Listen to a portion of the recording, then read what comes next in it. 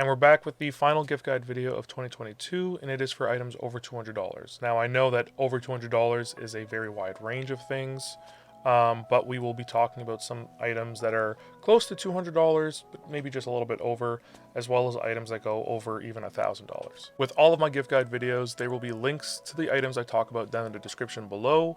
They are affiliate links, so if you do use them, they really do help out the channel, and I very much appreciate it. One of those first items, however, is a 3D printer. Now, in the last 2 years, more of my friends have gotten into 3D printers than ever before. I got into 3D printing back in 2019, and I think it was an awesome thing for me to get into right before COVID. It kept me occupied. I was able to be creative and have a lot of fun with them. And printers continue to get more and more affordable and have a lot more of the premium features at lower price points as time goes on. Both Anycubic and Ender both have some great options that are, good value and good entry-level printers for people to get for their first time getting into printing. And, there are a ton of options here, depending on people's use cases, what they want to use them for, their level of comfort, how much effort they actually want to put into it. There's a lot of factors here, but I will leave some examples of some good ones that are good for entry level down in the description below. All 3DP has a very good breakdown of 3D printers that are good for different use cases at different price points, so I highly suggest checking out their best printers of 2022. Now, something that I got this year that is probably one of the most significant purchases I made in terms of how much I've really loved it is my Steam Deck. Now, I got my Steam Deck at the perfect time. I've been doing a lot of travel for work lately, and having the Steam Deck has really made that travel much more enjoyable and much more tolerable for me, because not only while on the plane, but also while I'm just chilling in the hotel room, I'm able to just kind of keep myself occupied and play some games. Now, I did some videos on the Steam Deck. If you want to go ahead and check them out, you can check the playlist right up here. But basically, for most people, I think that the cheapest option for the Steam Deck is probably the best way to go. The only differences between the different Steam Decks is the storage. The highest Steam Deck has a etch screen, but you can get that kind of feature by using a screen protector and digital goodies that you get with your Steam account when you buy the middle tier or the higher tier Steam Deck. But for anybody who really loves to tinker, not only likes playing games, on the go, but really likes, But the Steam Deck is awesome, not only for people who want to be able to play games on the go, but for people who like to tinker. I've been having a lot of fun tinkering around with Linux, because that's what the Steam Deck uses to run. And it's just been such a great and awesome tool. And for its price, you really can't beat what you're getting. Now also, once you go over $200, your audio options really open up. Whether you want to go for noise canceling, all the best noise canceling options are going to be over $200, whether you go earbuds or headphones.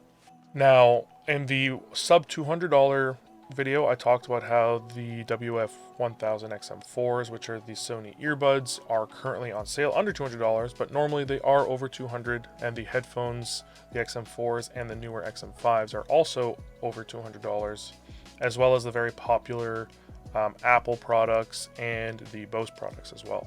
Now, headsets over $200, you're not really going to see any crazy significant difference. A lot of the really good ones last year that were in the over $200 range, like the Epos H3 Pros, are now $199, so you can get them for under $200, and it's a fantastic deal. But if you wanted to get something like the new SteelSeries Arctis wireless headphones, you're going to be paying significantly over $200 for those. And if they do have the features that you really want, you can go ahead and check them out. But it isn't something that you necessarily need. But I mean, that kind of falls over for a lot of the things that are in these $200 categories.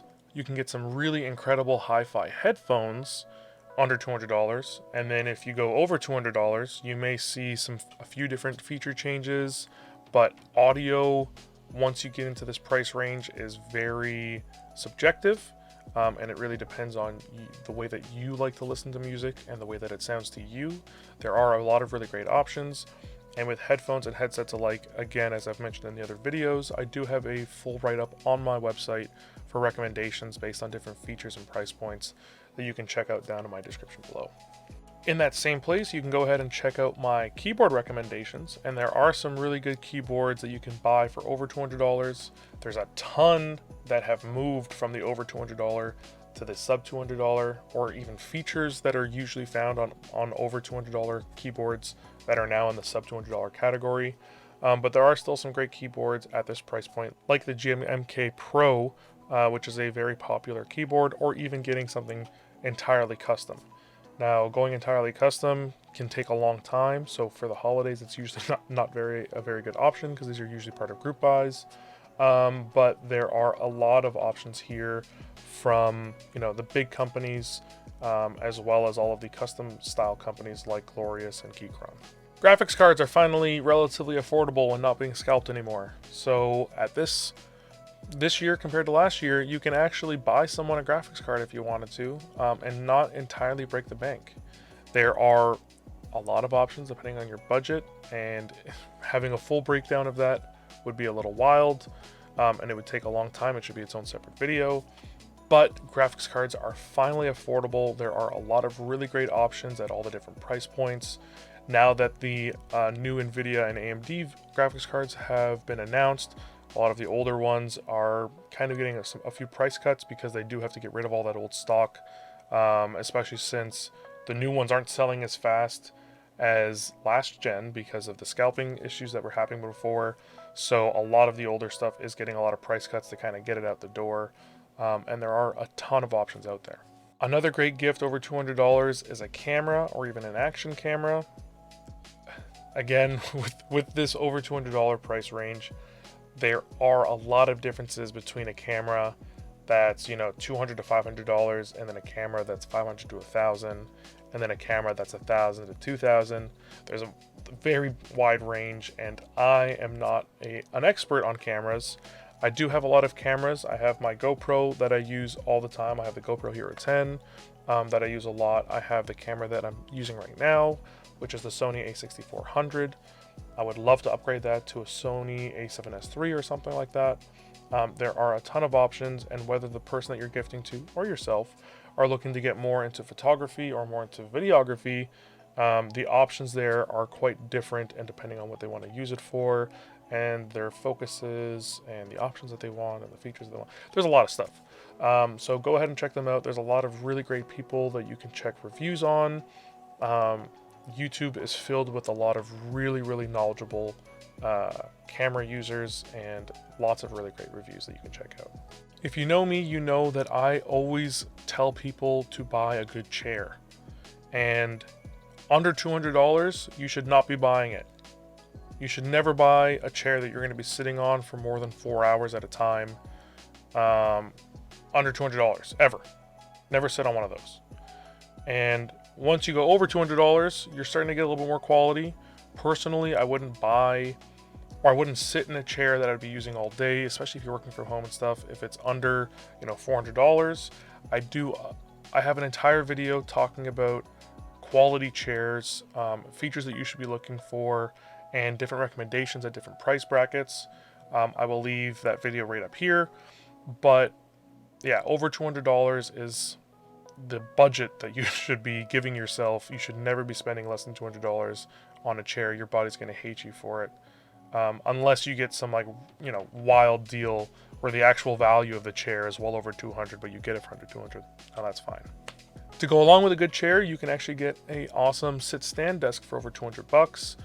You can either buy a whole kit, or you can buy just the legs, and you can use an existing top for that. There's a lot of options out there, and for more people that are working at home, having a good sit-stand desk is something that a lot of people like. And it gives them the option. So if you want to help someone have a healthier option for their desk while they're working from home, a sit-stand desk is an awesome one. Now, another great gift idea over $200 is a racing wheel or a sim input device, whether that's a racing wheel or a flight stick. At this price point, you can get some really great quality ones. You normally wouldn't want to go under $200 for most of them. You can get a very simple flight stick for under $200. You can get them even for under $100. But once you go over the $200, you start to get into the more premium feeling ones. You get into a lot higher quality. Logitech actually just released their new line of steering wheels, which are the G Pro steering wheels.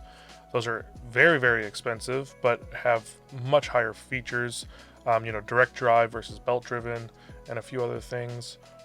Again, this is one of those items where there are a lot of options there, and at different price points. Going from 200 to 400, there's a few options that are probably best for you in there. And then once you go over 400 to 800, there's a few options in there. There are some, again, great YouTube creators on the platform that do really good breakdowns on which options to get at different price points, and I would highly suggest you check out their videos. And the bonus this year that we really couldn't do last year, although we kind of did it halfway, is a computer. Now, last year at this time, it was very difficult to build a computer for a reasonable amount of money without overpaying. This year, you can easily get that done. There are a lot more options out there. If you would like me to do a video where maybe I talk about 3 or 4 different budget options for building a computer, let me know down in the description below and I will go ahead and try to make that for you. But yeah, building a computer or buying laptops this year are way more feasible than they were last year. They're not being scalped, they're not being overpriced. Things are a lot more reasonable this year. So finally, you can gift someone a computer and not be burning a massive hole in your pocket. And that's it. Those are all of my gift guides, from over $200 to under $200 to under $100, under $50, under $25. And I really hope that these videos helped you out. If they did, I'd really appreciate if you like, subscribed. If you have any questions, comments, or feedback, or if there are any gifts over $200 that you really like the idea of that I didn't mention, go ahead and leave those down in the description below. As always, I want to thank my patron sponsors, Thoughts Lime and Step Back, and I'd like to thank you for watching the end of this video. If you want to see any of the other price brackets of gift guides from this year, or even the ones from last year that are still very applicable today, you can go ahead and check out this playlist right here.